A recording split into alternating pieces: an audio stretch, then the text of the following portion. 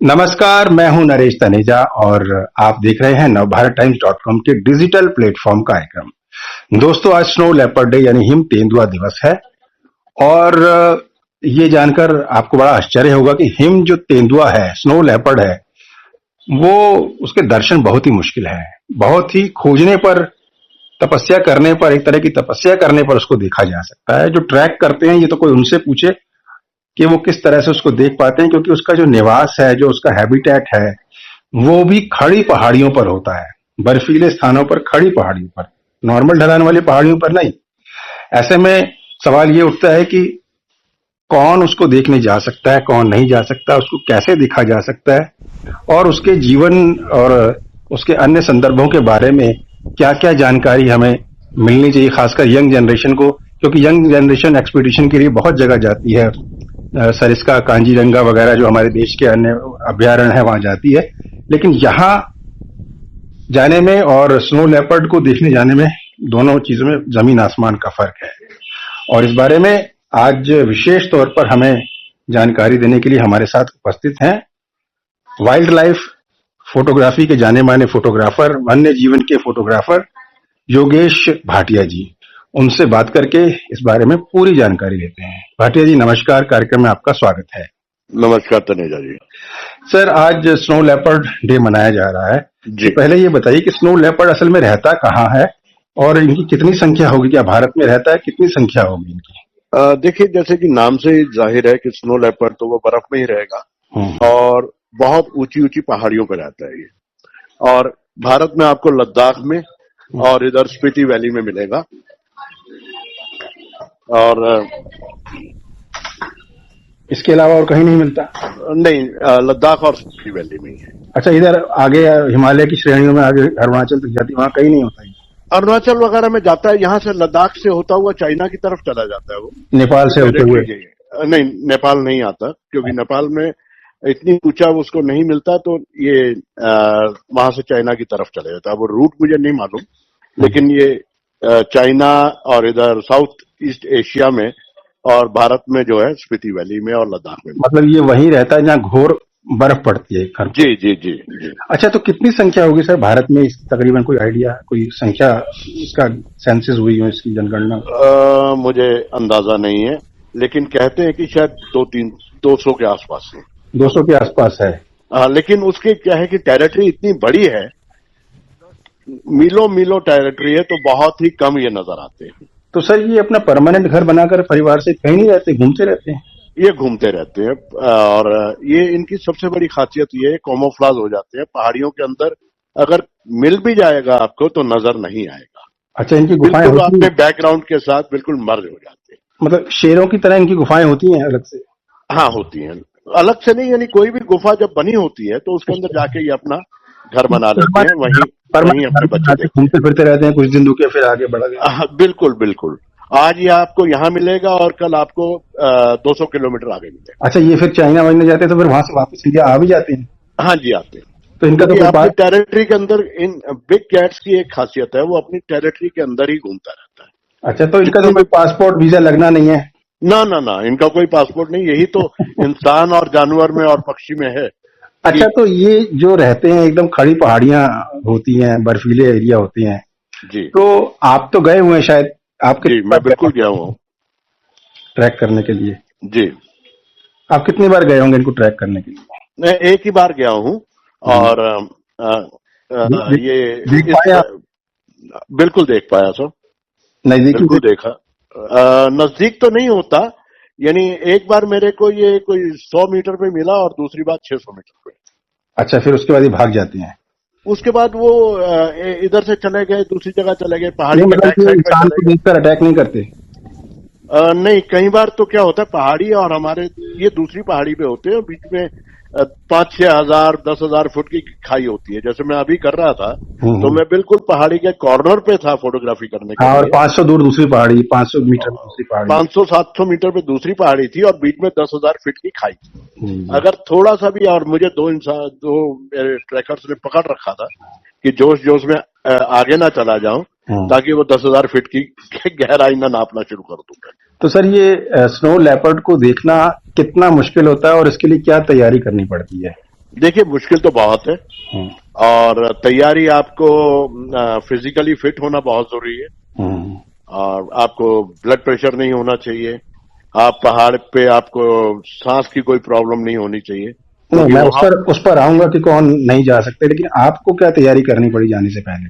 देखिए मैं उससे पहले मुझे रोज सुबह जाके मैं सैर करता था और जॉगिंग करता था ताकि लंग्स को थोड़ा सा मैं इसको इम्प्रूव कर पाऊं। अच्छा, ये कितने दिन की ट्रैकिंग होती है सर पहाड़ों पर? ये 10 दिन की थी।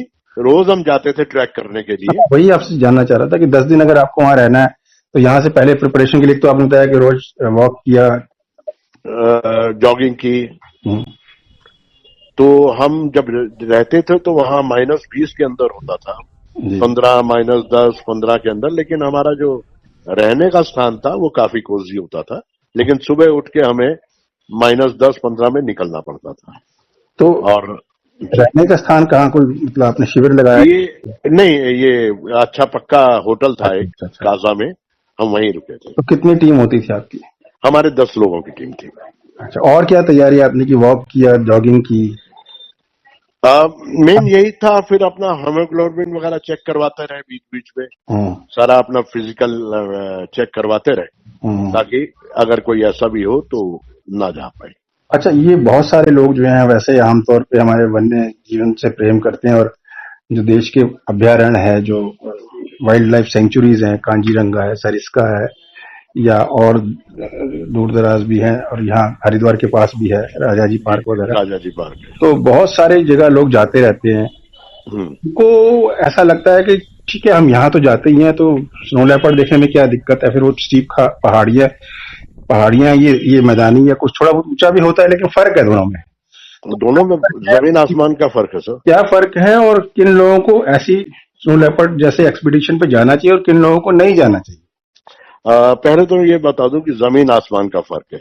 जी। जो मैं जमीन आसमान कह रहा हूँ वो वाकई जमीन आसमान का है। क्योंकि बाकी जितने भी हमारे नेशनल पार्क हैं वो जमीन पे हैं। हम्म, समुद्र से बहुत ज्यादा ऊंचाई पे नहीं है। जी। और ये आसमान के नजदीक है, यानी ये तकरीबन 14-15 हजार फीट पे है। हम्म, तो ये तो जमीन आसमान का फर्क हो गया। जी। और तैयारी में, और जिनको नहीं जाना चाहिए, अगर ब्लड प्रेशर है तो ना जाए। हम्म। अगर थोड़ा सा डर भी लगता है उनको, अगर फोबिया खौफ है, फोबिया है किसी तरह का? हाँ, खौफ है किसी चीज का, वो ना जाए। अगर हाइट से कई लोगों को डर लगता है हाँ, वही तो वो भी, फोबिया है किसी चीज का। हाँ, तो वो भी अवॉइड करें।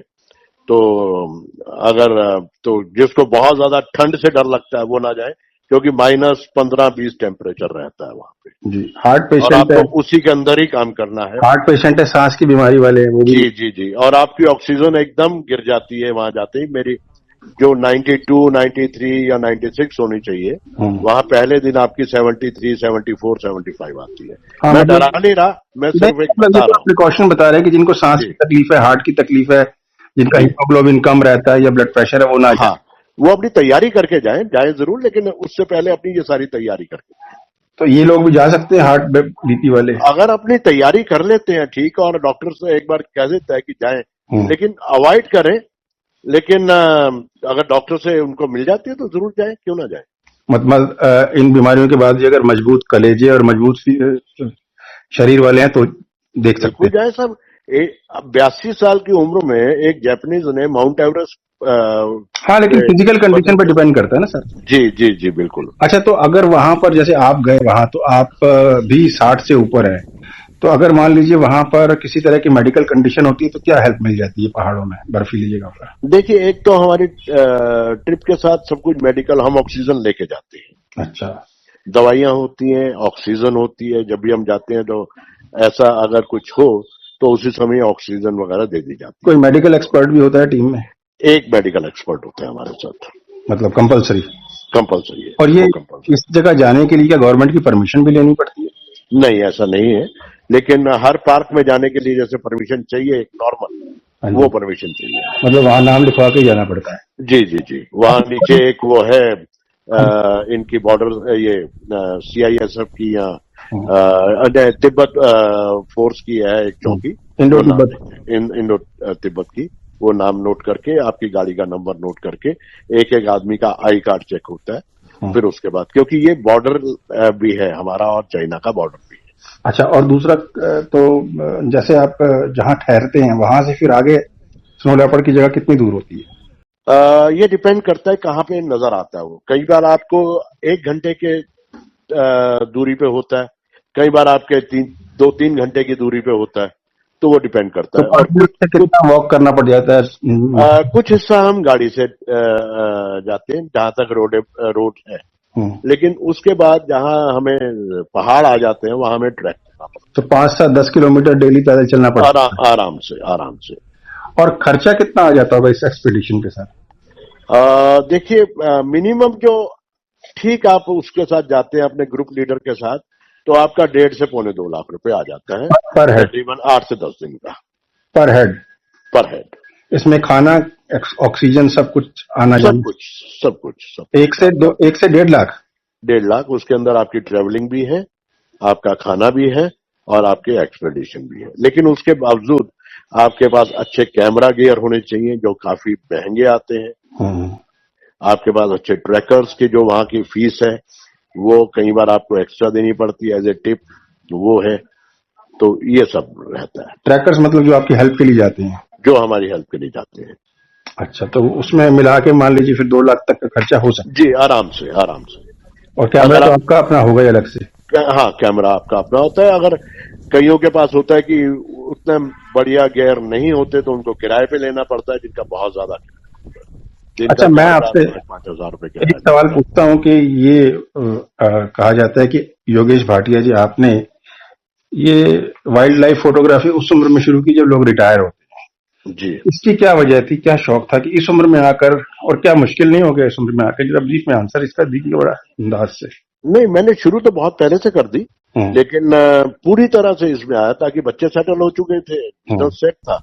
हम्म। तो फिर मैंने वाइल्ड लाइफ फोटोग्राफी यही कर, क्योंकि पैशन था। तो आपको एक स्टेज पे आकर तो कहीं ना कहीं अपने पैशन को फॉलो करना पड़ता है। तो मुझे लगा कि अब मेरी वो स्टेज आ गई है कि मैं पैशन को फॉलो करूं, और कोई मुश्किल नहीं हुई। I am enjoying it. अच्छा, ये पहले से ही आपको पैशन था, लेकिन फुल फ्लैज जो है आपने रिटायरमेंट की एज के बाद किया? जी, जी, जी, जी। कोई मुश्किल हुई नहीं? ना, बिल्कुल नहीं। और एक चीज और बताइए, ऐसा भी कहा जाता है कि आप हर कुछ महीनों में यंग लोगों के बैच को वाइल्ड लाइफ फोटोग्राफी का ट्रेनिंग देते हैं, उनको साथ ले जाते हैं, वो क्या जी, चीज? देखिए, मैं वाइल्ड लाइफ फोटोग्राफी पढ़ाता भी हूँ, अच्छा। और हर महीने महीने में 2 बार मेरे साथ यंग लड़के और जो भी पार्क में जाना चाहते हैं, नेशनल पार्क में, जंगल में जाना चाहते हैं, वो मेरे साथ मेरे ग्रुप में आते हैं। हम्म। उनको मैं वहां ग्रुप में ऑन फील्ड क्लासेस लेता हूँ, उनको फोटोग्राफी सिखाता हूँ। तो देश भर में जाते हैं? जी, जी, जी। अभी जितने? मैं परसों जैसे पन्ना जा रहा हूँ। अच्छा, मध्य उसके प्रदेश। बाद, हाँ जी, उसके बाद खाना है, फिर जिम कॉर्बेट है, तो पन्ना ये तो चलता शेरों के रहता लिए, बाघों के लिए है। बाघों के लिए, बाघों, टाइगर के लिए। बाघों के, टाइगर्स के लिए बड़ा मशहूर जी, है। शेर हमारे गिर, इंडिया में सिर्फ एक ही जगह है, गिर में। गुजरात के गिर में। जी, तो पन्ना और सुंदरबन और ये सब तो बाघों के लिए बड़े। बाघों के लिए है। जिम और हमारे कॉर्बेट में बाघ भी? बहुत ही सुंदर है। जी, जिम कॉर्बेट में भी बाघ और हाथी ज्यादा जी, जी, जी, बिल्कुल ठीक है। है। तो योगेश जी, आपने इतनी अच्छी जानकारी दी और सावधान भी किया कि कौन लोग जा सकते हैं स्नो लेपर्ड। स्नो लेपर्ड की आप एक लास्ट क्वेश्चन बताइए कि स्नो लेपर्ड की विशेषता आपने जो देखी, क्या पाया उसमें, क्या खासियत थी? देखिए, हर जानवर की अपनी है, लेकिन स्नो लेपर्ड में एक अलग सा ही, क्योंकि ये कैमोफ्लाज इतना ज्यादा हो जाता है, तो आपको एक बार आपको नजर आ गया और आपकी थोड़ी सी भी आंखें इधर उधर हुई तो फिर गायब हो जाएगा, होगा वो वहीं पे। हम्म। लेकिन इतना ज्यादा मर्ज कर जाता है पहाड़ी के साथ, इतना ज्यादा मर्ज कर जाता है कि आपको दोबारा ढूंढना पड़ता है, मेहनत करनी पड़ती हाँ, है। मतलब उसका कलर तो वैसा ही होता है, लेकिन पहाड़ी के साथ मर्ज कर। बहुत ही चमकीला, यानी कि एकदम पहाड़ी की तरह मिलता जुलता, बहुत ही सुंदर। जैसे हमारे जो ग्राउंड यहाँ पे लैंड पे लेपर्ड है, वैसे नहीं है। ये जी। बहुत ही, इस पे फर फर होते हैं बहुत अच्छे। अच्छा। बिल्कुल, इसका कोट बहुत ही सुंदर होता है। और सर, ये जो मतलब ये पहाड़ों पर रहता है, इतनी ऊंचाई पर रहता है, तो इसको इसकी खुराक या शिकार मिल जाता है, वहां भोजन मिल जाता है? बिल्कुल मिल जाता है सर, वहाँ भेड़े हैं। भेड़ जो ब्लू शीप है वहां पे, वो पहाड़ी खाता भेड़? है। आईबेक्स है, वो खाता है। तो पहाड़ी? इसको और कई बार ये गांव से कुत्ते भी उठा के ले जाता है। अच्छा, वहां आसपास गांव भी होते हैं? जी, जी, जी, ये कुत्ते भी उठा के ले जाते हैं। अच्छा, अच्छा, अच्छा। तो आपने हमें ये जानकारी दी और समय निकाला हमारे लिए योगेश जी, बहुत बहुत धन्यवाद। और उम्मीद करते हैं कि आगे भी आप इसी तरह की रोचक जानकारियां हमें देते रहेंगे। बिल्कुल बिल्कुल, जब भी आप बुलाएंगे मैं आ जाऊंगा। नमस्कार सर, धन्यवाद। बहुत बहुत नमस्कार, धन्यवाद।